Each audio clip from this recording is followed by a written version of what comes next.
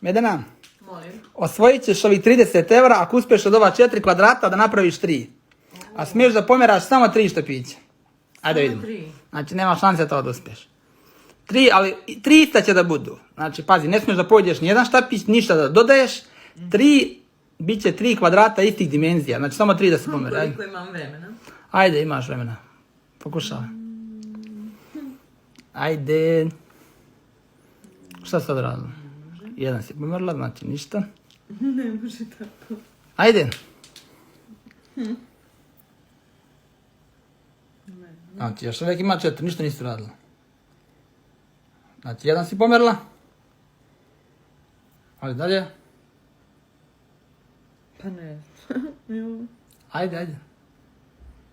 Evo, 2 si pomjerila. I? O ne!